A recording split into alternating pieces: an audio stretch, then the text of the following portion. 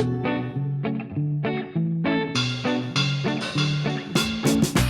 there, and welcome to the Eurogamer Newscast as we discuss this week what's next for Xbox after disappointing reviews of Redfall. Joining me, as ever, it's the Eurogamer News team. We've got Ed Nightingale. Hello. Victoria Kennedy. Hello. And I'm Tom Phillips. And last week we were talking about the big news story of the year, Microsoft and Activision Blizzard. Microsoft is back in the headlines this week, but for very different reasons, as its biggest first-party release over the first half of this year, Redfall, has come out and has been a disappointment. It's reviewed poorly. User reviews on Steam are critical of bugs and other issues. And it's prompted a pretty eye-opening response from Xbox boss Phil Spencer, who has discussed the situation and what this means for Xbox as it finds itself in a seemingly precarious position. So, Redfall, it's out there. I played a little bit of it. It's on Game Pass, obviously. I don't know if you guys have played any, but Not yet. I'm intrigued to. I think because it's on Game Pass, it's that thing of, oh, well, I can just try it out and see what I think. So I will probably try it over the weekend. I'm intrigued too, but because of the fact that the reviews have been so vanilla, I'm trying to be polite, and I now want to see for myself why. well, be honest. I mean, they're not great, and Phil Spencer said as much. It's he's. I think he was previously booked into this interview this week, which everyone was talking about. It was with Kind of Funny Games, and it's come just after Redfall has dominated the conversation this week about how it's been a disappointment and what this means for Xbox's first-party plans, really, because if this is indicative of the Xbox plans to release games of this quality, then it is not very good for Microsoft, and at a time where they are struggling to enact their plan to buy Activision Blizzard. And Phil Spencer has been pretty transparent. He said, he's watching he's watching the Xbox community lose confidence, be disappointed, that he is disappointed. He's upset with himself. It's very strong words. It's not the sort of thing that we usually hear someone come out and say. I was quite amazed by how transparent he was in the interview yesterday. I mean, I do you think he must have felt an obligation to do it? I don't know. I've never seen, like you said, someone being quite so open about the fact that it has been a massive failure and that Xbox is not really in a brilliant position currently in the grand scheme of the gaming market. I think that's needed though. Like they need a bit of goodwill. They need to get gamers on side, and one of his comments was around them not being transparent with Redfall. I think particularly with the 30 frames a second situation. Oh yeah, he said he knew about it. So he's sort of talking about a lack of transparency in the build up to it, and so I think it's nice now. I mean, it's a bit too late now, but at least he's trying to be transparent with people and hopefully learning from mistakes. This is Phil's stick, right? He is the down-to-earth nice guy. I don't believe that it's a big, huge act. I'm just saying that this is how he conducts his interviews. This is how he talks to press and fans. He wants to be seen as someone who plays games and is on the same wavelength. He doesn't wear a suit. He wears a t-shirt with a funny Xbox game on it, and isn't he a lovely guy? The question remains, though, that if he didn't know that this stuff was coming down the track, then he either wasn't doing his job, or he did know it was coming down the track, and you're in this position now, and surely you had some foresight. He has said that internally they expected the game to review a lot better, that they did their own mock reviews on the game and they were 10 points higher, and yet he was aware that there were going to be communication issues or points in the marketing plan where people were going to get upset, because if you're showing... So when press previewed the game a couple of months ago, we played on PCs and it was 60 frames per second, and it was a pretty smooth experience. I played, Aoife played, this was at Bethesda's offices in London for a preview event, and obviously we weren't playing on Xbox hardware, but at the time, surely they knew that it was not going to be 60 frames per second on Xbox hardware at launch. And Yeah. you've got to make that conversation, you've got to make that statement at some point, and it just quietly slipped out so it's like 2 weeks ago, and it was really late to be making that announcement, far too late, because people are putting pre-orders by then. And crucially, you've shown the game off at 60 frames per second.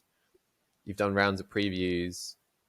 It's been, publicly shown, and people have uploaded video, and they expect that to be representative of the experience that they play on a modern console, as well as it also running on whatever high-end spec PCs Bethesda had stashed away under the desks, which we played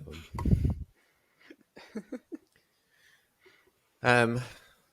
Anyway, Phil Spencer apologizes, and he does address some of the big questions around why the game launched like this and why they didn't push it back, which I thought was interesting. Does one of you want to talk about why Phil says that Redfall wasn't delayed?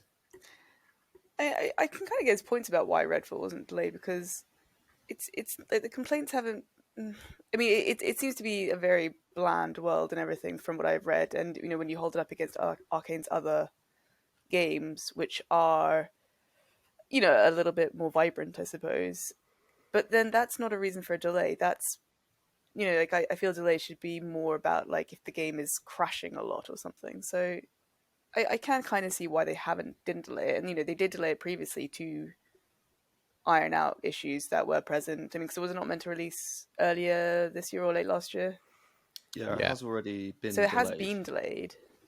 So I can understand also not wanting to delay it again. Not that would be a reason not to delay it. I mean, he says, when I look at the crash rates on the game, we get all the telemetry of everything that's happened. It's not out of proportion for a game that has just launched. I mean, I haven't played it, so I don't know how much it is crashing, but apparently that is okay. I think the reason they didn't delay it is because they need a game. And if they delayed it any further, it's going to clash with Starfield. So they need to just get it out and get a hit. And this was not a hit. It was a big miss. It was a very big miss. They need something.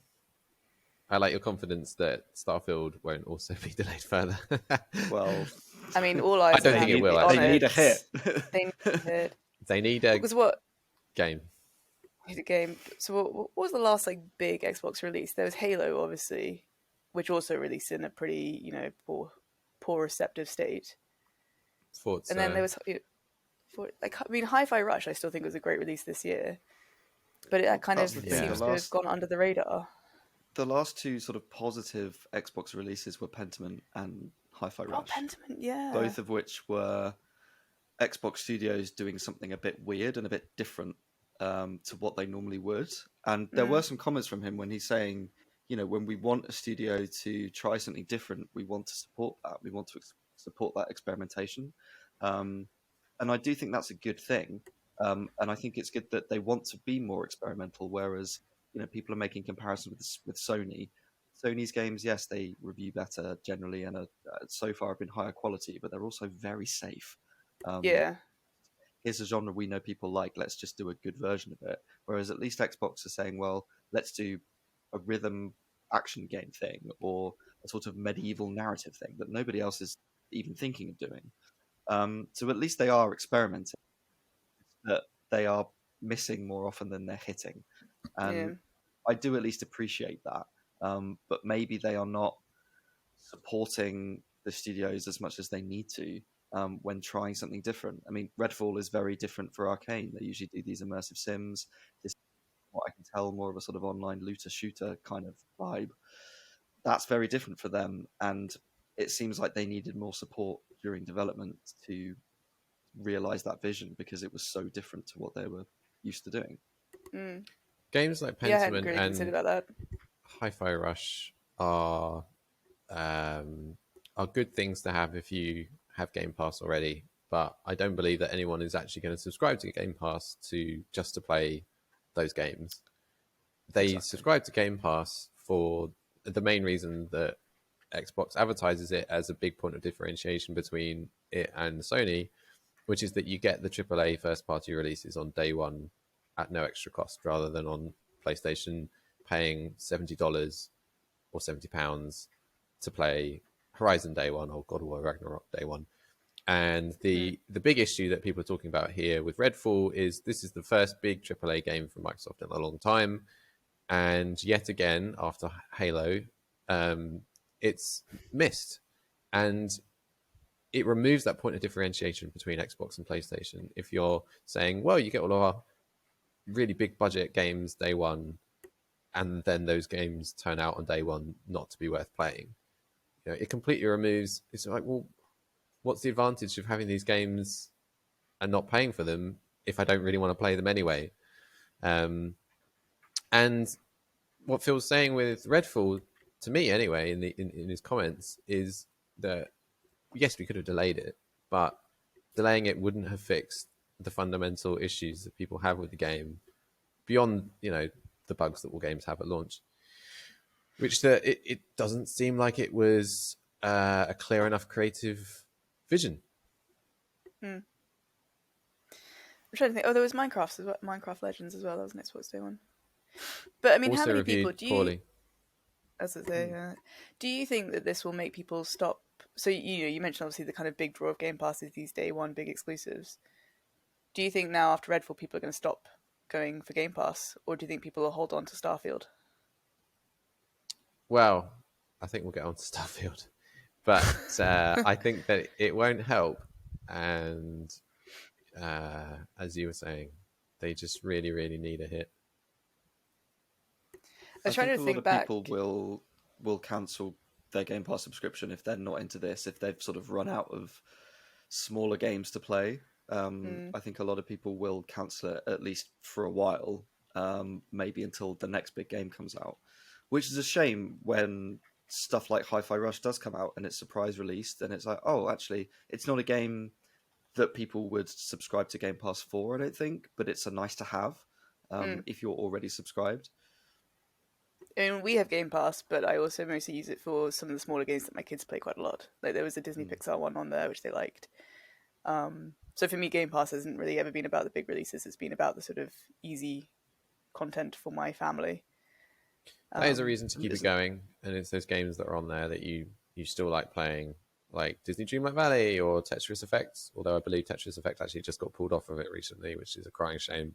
But I have seen a conversation and people saying this week, like there is no reason now to be subscribed to Game Pass for the next 4 or 5 months if you like a lot of people play Call of Duty Warzone, or they've bought FIFA, which isn't on Game Pass, or they play Fortnite or any of these other live service games. And if you just have Game Pass ticking along in the background and you're only interested in the big releases, I have seen these comments saying, not worth it, unsubscribe. If you're paying monthly, just resub in August, September, whenever Starfield does eventually come out.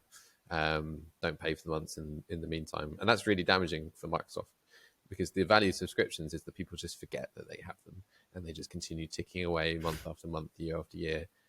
And if the conversation suddenly turns to no, like only subscribe when you really need to, that's really bad. I think one of the sort of values, or one of the good things about a subscription service, is the breadth of content. You sign up and you get a huge range of different things because you have access to so much more content than you would have done if you bought it individually. And I guess part of the nature of that is that there will be a mix of quality. There will be some good, there will be some bad. And, like Netflix is the same. There's a load of crap on Netflix, but then there's some good stuff on there, like The Crown or whatever else, or Love is Blind, which I love. And everyone else will think it's crap. But there's a huge range of quality on there. It means there's sort of something for everyone. But I think what you need are those sort of tentpole releases to get people to sign up in the first place, so that they do then forget about their subscription. And I think that's on the one, like Game Pass has that breadth of quality and that breadth of content, which is nice that there's so much on there to play, but they're just missing those. They keep missing on the big tentpole ones, which are the high profile releases. Yeah. And that's what they need to just nail, at least one of those this year. What was the last Xbox release that you guys were excited about for Game Pass? I mean, I loved Hi-Fi Rush.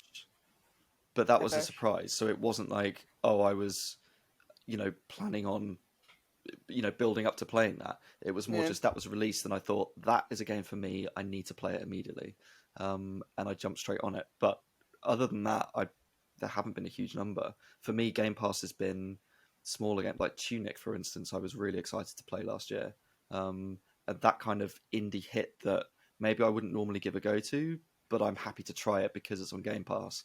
Hmm. For me, that's why I subscribe to Game Pass, not for the bigger releases. Yeah, I like the Game Pass indies definitely, and I I play just more think indies that on my Xbox than I do on my PlayStation. I just think that we're the minority, Ed, and most people are the opposite, and they subscribe to get the £70 games as part of their sub. Mm. And Because they think it's a good deal, but actually you're spending so much money over time. Well, this is the thing with any contract, Yeah, right? 'cause If you take out a contract on your mobile phone to pay it off over 2 years rather than just buying it outright, it's more expensive, but people don't want to pay all in one go for lots of good reasons. I think a big issue though as well with Redfall is what Phil's talking about here when he's saying it wouldn't have mattered if we'd have delayed it. It's that the game itself, the idea behind the game, the creative vision, just wasn't there. He's saying that's not a delay question if the answer is no, they didn't hit the creative vision or they didn't explain the creative vision that they wanted to do. And this is the latest in a string of games sort of relying on that games as a service model, which I think people just are tired of now. Like, I don't know when exactly Redfall started production, but it was the same thing recently with the big delay to Suicide Squad, which was a different take on this, obviously, because they decided to delay it by a year to readdress some of that stuff. But there's just no excitement for that kind of game, or a lot less excitement now than there was back when Destiny was massive. Yeah, as far as think live service games, I feel at the moment if you have a live service game that you're invested in, like Destiny or whatever, I can't imagine wanting to switch over to a new one right now. Especially not if they're as reviewing like Redfall did or has. He says at some point we have to have a creative vision and put the game out, and reviewers and players will tell us what they think. To me, that's them saying, look, we kind of knew that this was not flavor of the month anymore, and delaying it wouldn't have done any good. Get it out, move on. Wash your hands of it.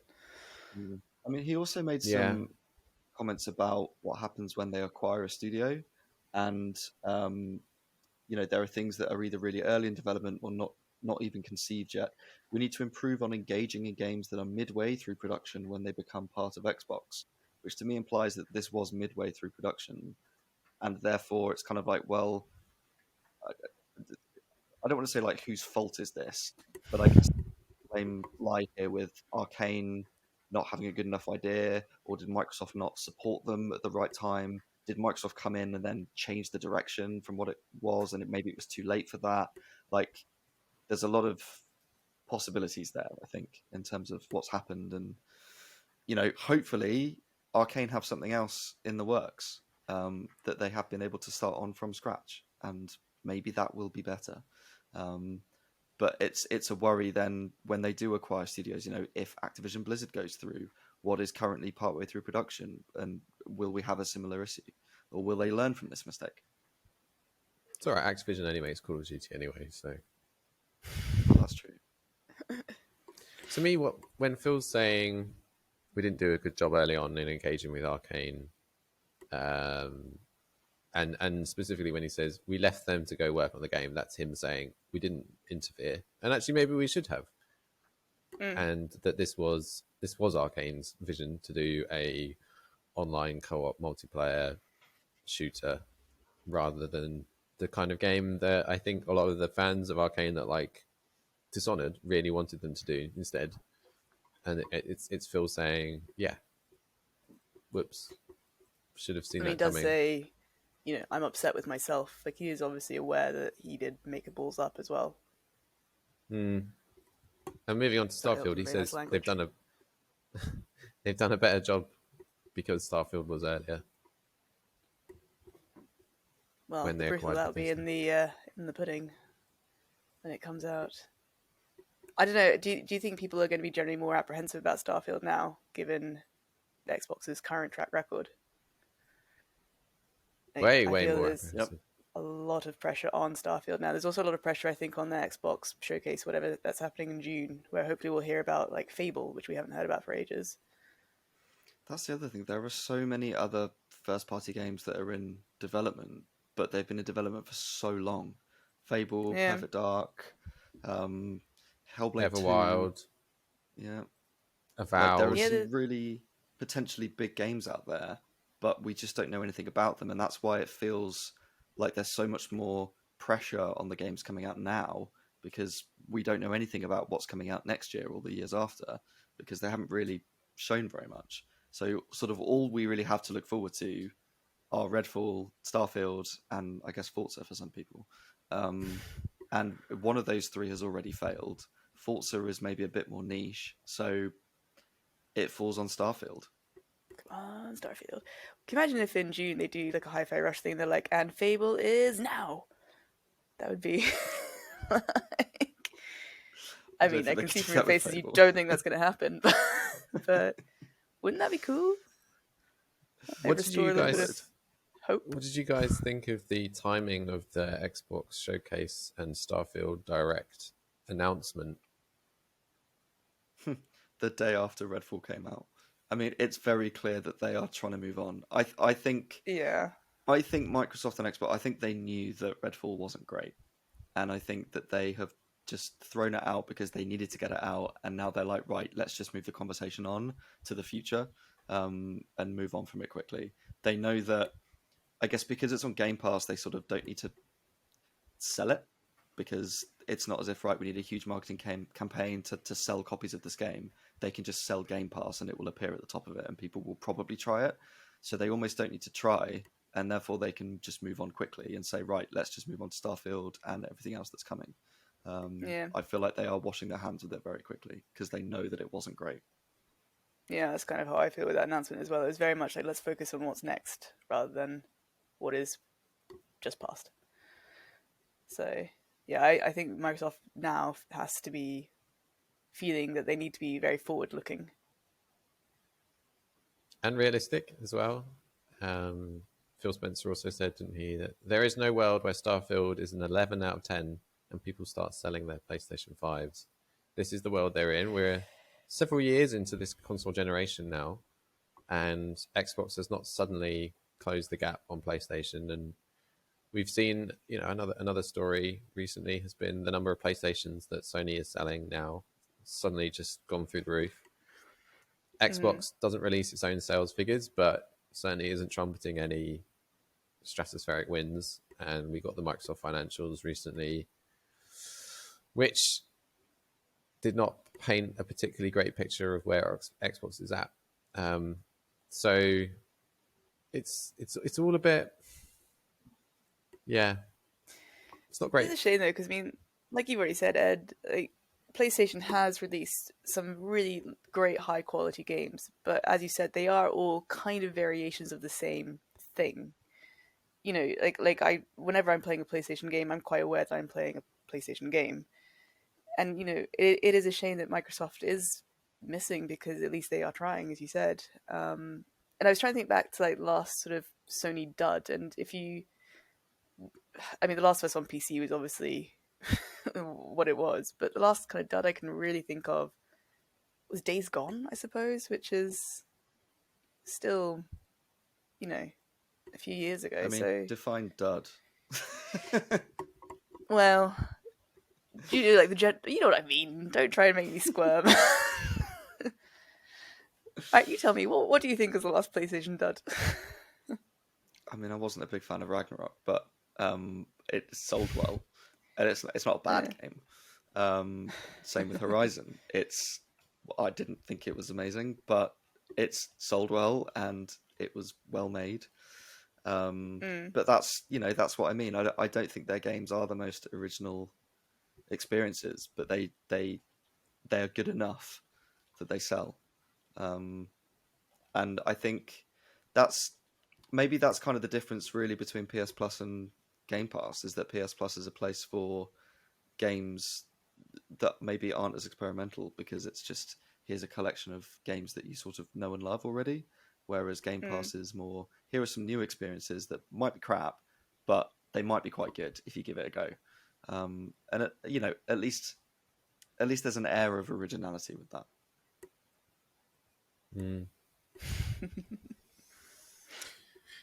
Microsoft in a very difficult position. I mean, you feel for them. You feel for this multi-billion-dollar corporation that's still making tons and tons of that's profit. The thing, like, but you also feel for them, but then they have all this money, and it's like, well, what's going wrong here? They probably have the money to put into these games to make them good. So what's going wrong? Is it management? Is it the people? Are they distracted by Is it just the bad deal? ideas? Are they distracted by just buying Activision Blizzard and hoping for the best?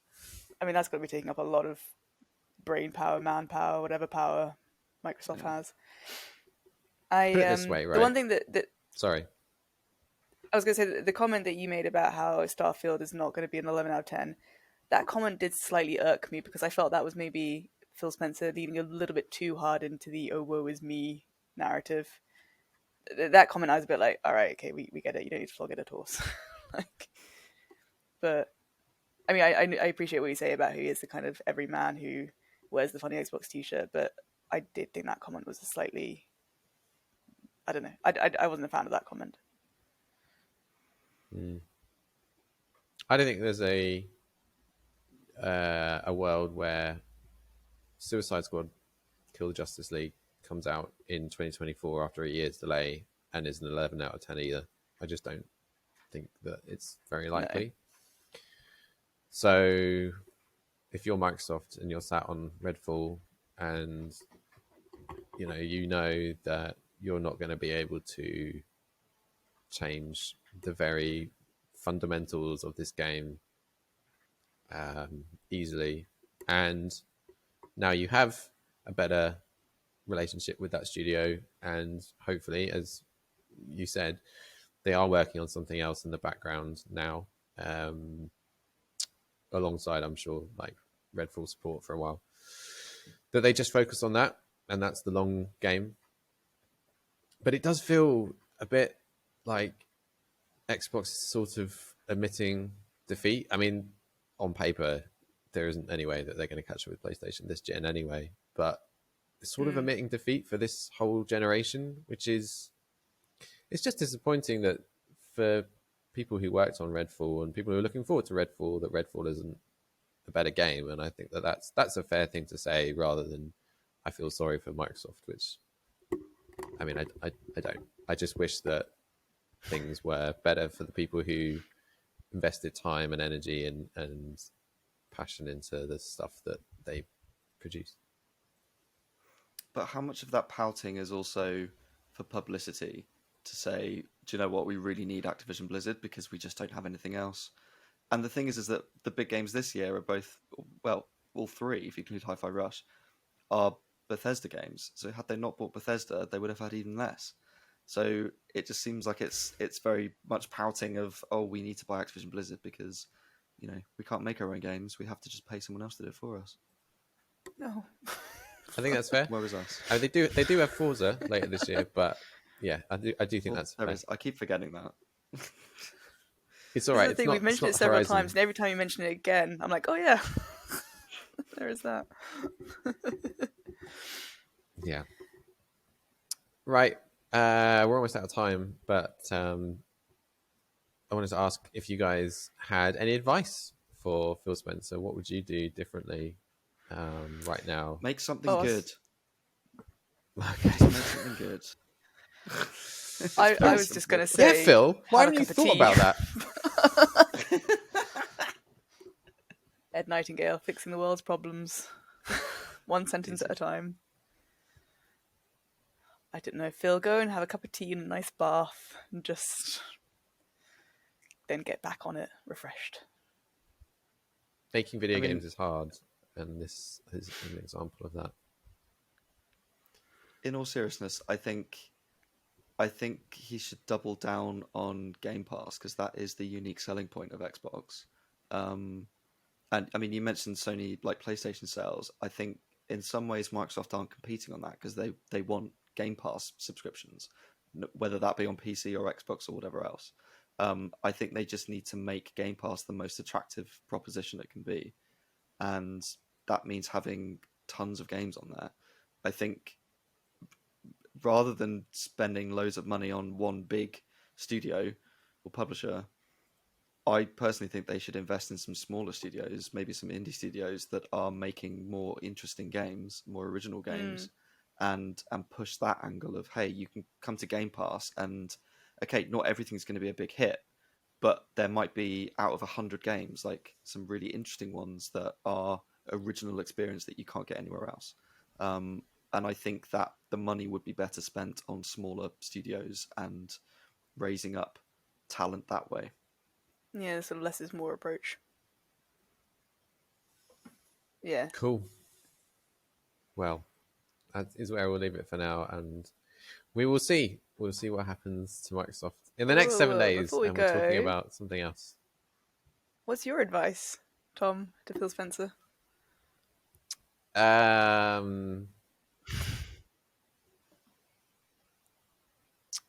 Don't over promise again in June, and actually show some gameplay of games that are coming out this year and next year, in the next 12 months. It's a good one. In the correct frames per second.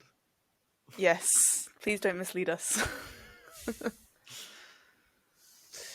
I get that you want to draw a line under Redfall, and I get that everyone needs a morale boost, but you're just creating more pain for yourself down the line if you cannot live up to the promises and the creative visions that you're laying out now.